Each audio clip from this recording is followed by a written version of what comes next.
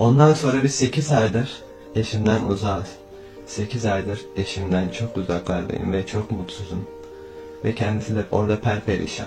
Türkiýanyň raýaty Jihan Cengiz maşgalasyny birleşdirmek maksady bilen aýalyna Türkmenistanyň daşyna çykmaga ruhsat berilmegine ýardam sorap Türkmenistanyň prezidentine ýüz tutdy. Jihan öz ýüzlenmesinde bu çäklendirme sebäpli maşgalasynyň ejir çekýändigini aýtdy we türkmen häkimiýetlerinden çäklendirmäni aýyrmagy haýyş etdi. Ol migrant media taslamasyna ýüzlenip öz durmuş ýagdaýynyň jemgyýetçiliğe ýetirilmegini isledi. Bir an önce eşimin yanıma gelebilmesini istiyorum. Hiçbir günahı yok, bir suçu yok. Yani bu bir suçlu değil ki, yani bir insana bir zarar vermiş bir insan değil. Yani biz seni incitebilecek bir insan değil. Neden kendi hür iradesiyle, isteğiyle bir başka ülkeye gidemiyor? Neden? Yani zorla gelmedi, yani kendisi geldi. Ben getirdim, havalimanında uğurladım, kendi ellerimle gönderdim. Bu hangi adalete sığar ben anlamıyorum yani. Gerçekten hayatımız sonuçta çalınıyor. Yani gerçekten artık ben buradan Serdar Berdi Muhammedov'a seslenmek istiyorum. Lütfen Allah rızası için ne olur yani bize yardım edin. Jihan ve Enecan 2018-nji ýylda durmuş kurýarlar. Jihanyň sözlerine göre COVID-19 pandemiýasy döwründe halkara gatnawlaryň ýatyrylmagy sebäpli Enecan Türkiýede bikanuni ýagdaýda galmaga mejbur bolýar. 2023-nji ýylda ol Türkmenistana pasportyny çalışmak üçin dolanyp gelýär. Emma Türkmenistanyň migrasiýa gullugy oňa 5 ýyl möhlet bilen daşary ýurda çykmaklyga çäklendirme giýirdiýär.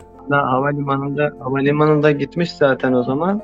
Gittiği zaman direkt orada uygulamışlar. Biz sana 5 sene yasak koyduk, çıkamazsın falan diye. Jihanyň paýlaşan resmi namalaryna görä, onuň aýaly Türkmenistanyň baş prokuraturasyna, Daşary işler ministrligine we prezidentiň diwanyna ýüzlenipdir. Mundan daşary ol Türkmenistanyň Türkiýanyň ilçihanasyndan we Türkiýanyň Daşary işler ministrliginden kömek isläp ýüzlenipdir. Evet, ben buradan CİMER'e yazdım, Dışişleri Bakanlığı'na yazdım. Oradaki Türkiye Büyükelçiliği, Aşgabat'taki Türkiye Büyükelçiliği konsolosluğuna yazdım defalarca. Beni oradan aradılar zaten. Konsolosluktan dediler zaten biz buradan Türkmenistan'daki yetkililere mail atacağız zaten demişlerdi. Ondan sonra hala bir ses yok. Bir näçe wagt mundan öň Jihan TikTok sosial ulgamynda Türkmenistanyň prezidentine ýüzlenme görnüşinde video ýerleşdirdi. Ol öz ýüzlenmesinde aýaly Abdullayewa Enejan Cengiz'in Türkmenistanyň migrasiýa gullugy tarapyndan daşary ýurda gitmek hukugynyň 5 ýyla çenli çäklendirilendигini aýdyp, bu çäklendirmäni aýyrmaklygy haýyş edip Türkmenistanyň prezidentine ýüzlendi.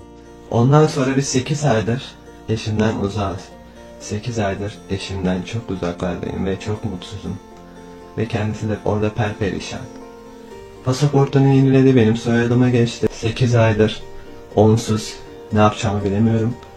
Ben görme engelli, tüberküloz hastası yani bir vatandaşım. Migrasya konutunda benim eşime, yani sizin vatandaşınız olan Enecan Abdullayeva'ya evliliğin sahte olduğunu falan filan, yani insanlar sahte evlilik yapıyorlarmış falan diye bir serzeniş göstermişler. Ama böyle bir şey kesinlikle yok. Benim eşimle bizim resimlerimiz var. 2018'den beri çektirdiğimiz resimlerimiz var. Evlendiğimiz zaman çektiğimiz resimlerimiz var. Yani sizin de çocuklarınız var, sizin de eşiniz var. Siz beni çok iyi anlıyorsunuzdur. Ne olur bize yardım edin.